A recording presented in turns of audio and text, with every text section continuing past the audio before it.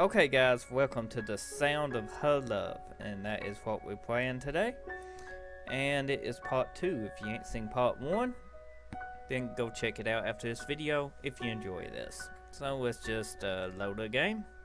We was at the school last time we played, and let's get started. Classes are well underway, and the class is filled with a widespread sense of fancy word. It is a Monday after all, and lunch is just around the corner. Does anyone really want to learn about the structure of the inner fancy word membrane right before lunch? I lean back in my chair and stare down at my notes, which are just a little more than scribbles. In a class like that'd be about like me. It'd probably be drawings. In the end, I can't really say I expected anything different when transferring here. After all, the basis and principles of teaching are the same wherever you are. So there's no reason as to why this school would be any different, though the extra language lessons are a pain in the ass. Just as I let out a smile in Definity, noticeable yawn, the teacher glares sharply in my direction. Bored, are you, James? Yes, I am. No, sir, no. Oh, that's a surprise. How about you answer the question at the bottom of the page 3 then? I look at the closed book on my desk and realize what the teacher is referring to. I definitely haven't done a good job at pretending to work. Still, I upgraded to turn to page 3, moving my eyes towards the bottom of the page. I find a question that's somewhat relevant to what I managed to hear. What is the space between the two metabolic membranes called? Is it the matrix? No, that's the bit inside. Well, boy, do you have the answer? Intermembrane? Do we refuse to answer? 50-50 shot. Intermediate brain space. Looking across the opposite page, I spotted a diagram of a membrane which is naturally labeled L, showing me the answer. Intermediate brain space, sir? The confidence in my voice, or more likely the fact I got the answer right, seems to have left my teacher surprised. Well done, James. I guess you were paying attention. I certainly wasn't. The teacher continues on with his lesson, leading me to lean back in my chair once again. This time I try not to yawn. Soon enough, class ends and I trail behind. A mass gathering to the exit of the room. The crowd slowly shifts. The class only has about 30 people in the way. I stagger behind the other students residing in the corridor and make my way to the cafeteria. Oh, we go to the cafeteria now. Chatter radiates from the fancy word. I usually don't come up in anything I read. Other people in the cafeteria. Lots of people in the cafeteria. I'm going to take a guess at it. I weave my way through those standing around and people walking in the opposite direction. The line is long, and always, unlike most schools, the food here is actually quite good, so naturally it's in high demand. I joined the choir of students, well famished by the morning lesson. Time swells as the line slowly inches forward. James, all this for a sandwich? Classmate, I know, mate. They lush. What? Lush?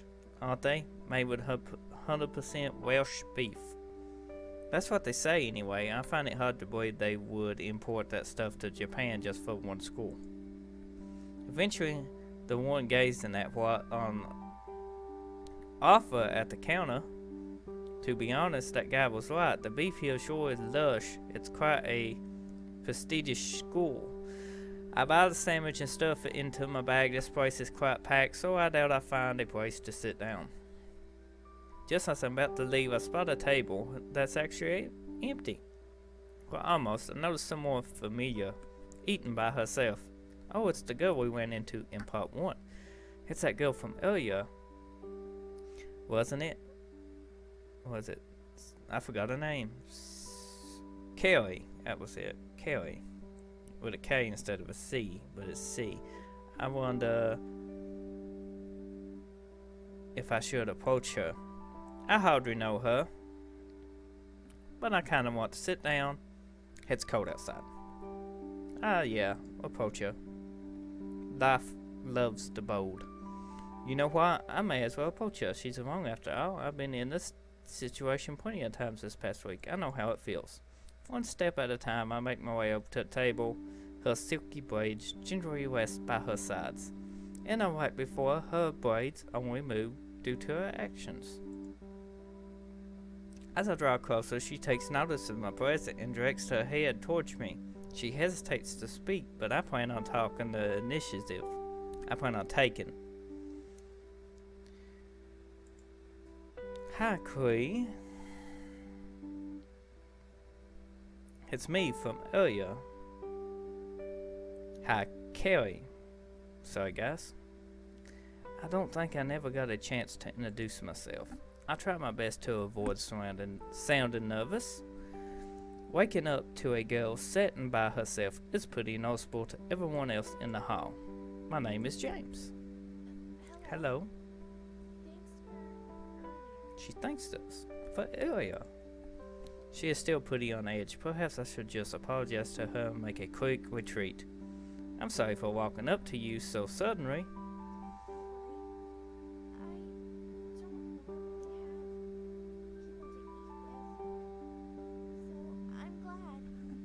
Did you guys hear that? She's glad. She abruptly stopped speaking after giving me a sign of gratitude. Her cheeks turned a rosy shade of red, and she directs her eyes away from me. I guess she's embarrassed. It did strike me as odd why she's alone. Aside from her lack of self-confidence, she seems like a very nice person. I had an illness. Illness? Well, that's good. Just tell us about it. She goes straight onto why she's alone. I never asked her, but I'm glad she thinks me close enough to explain to me, even though we just met. Though given that she seems too introverted, maybe I'm the only person that is.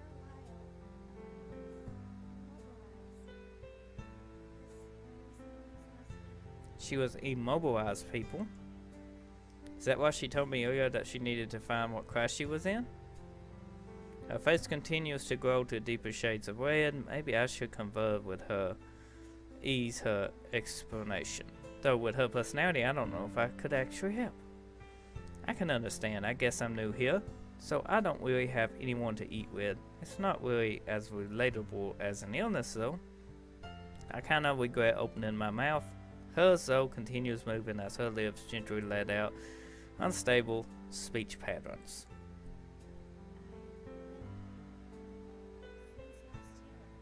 She's been here a whole year, people. That's actually a pretty sad thought. If she's been here this long, how come she's this alone? Even with an illness, you would expect her friends would still speak to her. Though I am making assumptions, for all I know, she could be a good friend with a classmate that just doesn't eat in school or his absence. My gut feeling goes with former conclusion in spite of that idea. She delicately trails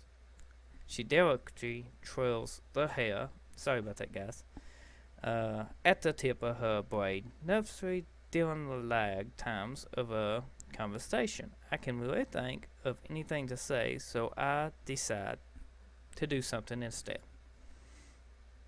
It's bold, but I tear a sheet of paper from my books and scribble my phone number on it. If you ever need anyone to keep you company, then you can call me anytime, or if you see me around school, just say hi. I doubt she'd do either anyway. To downplay the forwardness of my actions, I think of the cheesiest quote I can continue speaking. Birds of a feather flock together.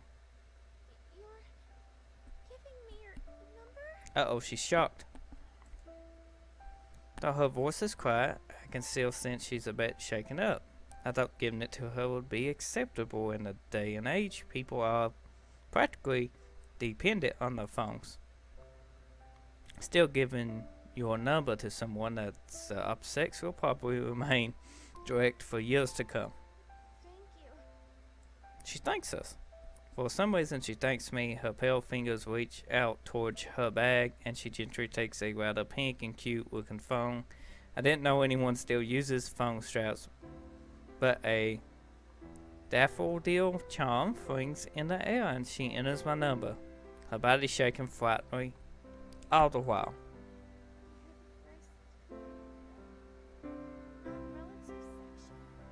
Well, finishing her sentence with a smile, she gazes at me. I smile back, of course, which in itself takes a bit of courage, but her eyes quickly dart way too bright a stare. She goes red again, and her mouth is slightly ajar, leaving her lips gestured as the sunlight enters from the window. The chimes of the bell resonate throughout the room. I guess it's time to get prepared to go to the class again. Carrie stands and shyly looks towards me as if expecting me to say something, which luckily for her I do. I enjoy speaking to her, even if she doesn't say very much. Like I said, feel free to contact me anytime. Though right now, I guess we should head back to class. She trots along by my side, slightly behind me, probably to keep her blushing face hidden. I guess she seems to have a habit of going red. We part ways, and I reach my classroom with her giving me a hardly audible farewell once we do. The wooden chair behind my back is rigid and sticks into it, causing me slight discomfort. My eyes dart across the pages before looking for any information that could make my life easier. James, I hate homework. Words echo around the room as I speak sullenly to myself. I thought that it would be easier to just copy the answer straight from the textbook, but apparently they're not here. That's heavily however, does seem to compensate for the rather tranquil day at school. I did meet someone interesting though. The blossom of the rose on her cheeks, her silky golden hair, and a hushed voice. Yeah, sorry, having trouble reading here, folks. Autism makes it kind of hard. Sometimes I can do sentences good out loud, and sometimes I can't. It's one of these days that I kind of can't do it too good, but thankfully, hopefully, you read along.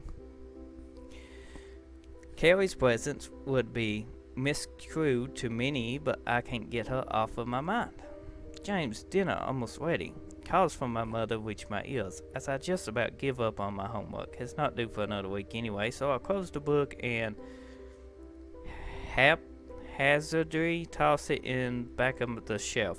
The smell of cooking guides my way towards the door, but just as I'm about to leave my room, something stops me. My cell phone chimes and vibrates slightly on my desk, leaving me to consider who might be calling. If you ever need anyone to keep you company, or just call me anytime. That's why I gave Carrie my number, didn't I?